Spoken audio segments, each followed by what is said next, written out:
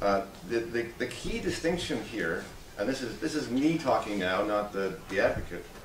The key distinction is that this legislation doesn't prevent you from doing something, it requires you to do something. That is an outrageous proposition. Outrageous. Hate speech is bad enough because it is a significant step away from counseling a crime. Now, there are some restrictions on free speech, in my opinion, which are appropriate. Counseling a crime is one of them. Defamation might be, although that has some problems. But counseling a crime is the best situation where you shouldn't be allowed to say that. But hate speech is an expression of an opinion about nobody in particular. It's about a group. Now, if you have an individual who believes those things about a group, you know, lots of people, including me, would say that's unfortunate. But if you're living in a free society, you're supposed to be allowed to say what you think, even if other people don't like it and are offended.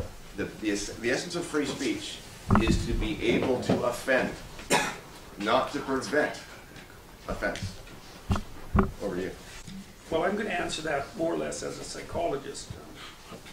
So, one of the tenets of clinical therapy, including psychiatry in its, say, non-medical forms, is that dialogue is curative. That's actually the fundamental proposition. And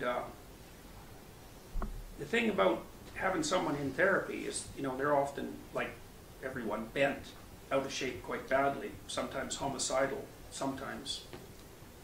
Homicidal's good enough, and hurt and vengeful, and you know, and for good reason often. No joke. Good reason. If you were in their shoes, you'd feel the same way in all probability. You have to let those people talk. You have to let them talk. They don't even know what they think until they talk. You know, you think, and then you talk. It's like, no, you don't. You know, most people can't think at all, and I don't mean that in a pejorative sense. It's very, very difficult to learn to think, because to think, you have to hold an argument between two opposing positions in your own head. You have to delineate both positions, and you have to make, like, no, not a straw man out of either. You want to make, in Sam Harris's term, an Iron Man out of both, and then you have to do that alone. It's like, yeah, maybe you can do that if you're Dostoevsky, but because he's the only person I've seen who's really managed that consistently. But to expect anything other than an unbelievably well-trained mind to even step into that territory is naive beyond belief. Almost everyone thinks by talking. They don't even know what they think until they speak. And so often, if you let people speak, they'll speak and they'll say, you know, and then they become aware of some internal contradictions, or maybe they shock themselves. That happens a lot. It's like, oh, I can't believe I said that. And they hear what they have to say. They reveal themselves to themselves. Geez, that just enough right there is often enough to change them.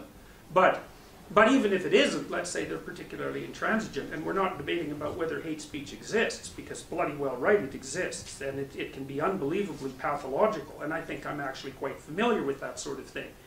But you want that out in the air so that people can hear it. You want to drive the people who hate underground? We know what happens psychologically when you do that. It's a very bad idea. Anything you drive underground thrives. It thrives. And it partly thrives because it isn't even allowed to express itself, and then it festers and turns into hatred that far exceeds the original. And the idea that you make society safe by not letting horrible people say terrible things is it's not a good proposition. You want those people out in the open where they can say what they have to say. First of all, so they can see what they're like. Second of all, so that they can see how people respond, because you don't even know what you should think in some sense until you watch how people respond. You know, well, I won't go on and on about that, but and then the question, there's other questions. Who defines hate? Geez, that's a deadly one. It's like, it's great if you're on the left and the left is in power, because the left defines hate, but they're not going to be in power forever, man. And as soon as the people who are on the opposite side come into power, they're going to use whatever arguments you had and their own, and whatever you think is going to be hate speech, like, right now. So you should always, and this is what the founders of the American Constitution did, you know, they always thought, okay, how could absolute malevolent fool screw this up? They never thought, well, how can we establish the utopia? So that's what you're always thinking when you're putting a limit on something, including someone else's speech. It's like, okay, how could the most malevolent fool imaginable screw this up the worst possible way? And then presume that will happen. And then take steps so that that isn't how it turns out. So you ought to let the people who have horrifying viewpoints express them, you know, subject to these limitations, because you want to make them into martyrs. That's what happened with I can't say it properly, Geert Wilders. Keatsra. No, the Dutch guy. Yeah, the Dutch, who's leading the polls, by the way, and who has a pretty decent chance of winning the election. They nailed him for hate speech, and his popularity went up like 4%. It's like, doesn't seem like a very smart move to me, but I'm sure he's not too unhappy about it. You know, and it might be that the fate of the EU rests on his shoulders. Maybe not. Maybe it's Marine Le Pen. So let me tell you about an experiment. So, you know, people think they think, which we've already gone through, and they do that only to a limited degree because thinking is hard, and mostly we do that by talking. But people also think they know what they're talking about when they say something, and generally they don't. And I'm not being cruel about this. Like, imagine I asked one of you to come up and draw a helicopter on the board.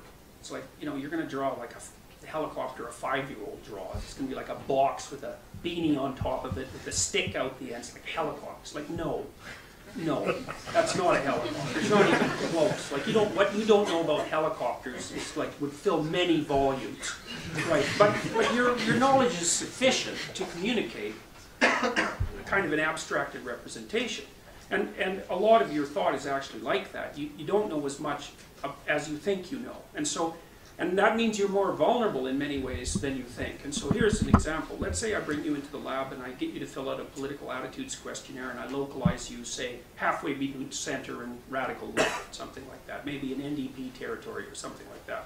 And then I ask you to write a 500-word essay about why corporations are a blessing. Okay, I know, so you don't agree with it. Yeah, I know you don't. But like, try to write a decent essay. If you write a good one, I'll give you like an extra $10 or something, whatever, $50, whatever.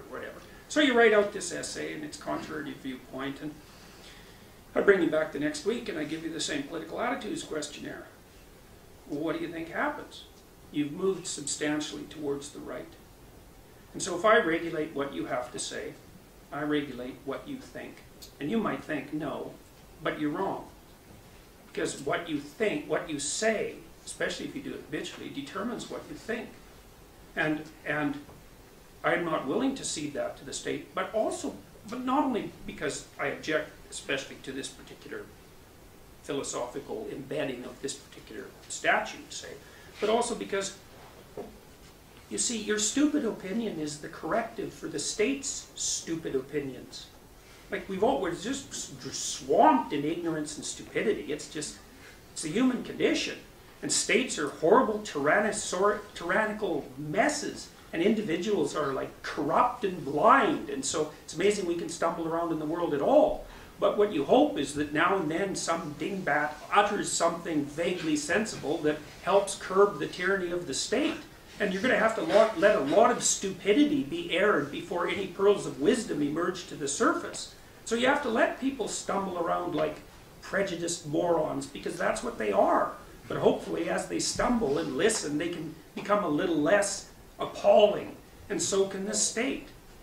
And that's no utopian vision, I can tell you, that's for sure, but I've never seen a utopian state, and I've certainly never seen a perfect person, so it seems perfectly reasonable to me to phrase it in exactly that manner.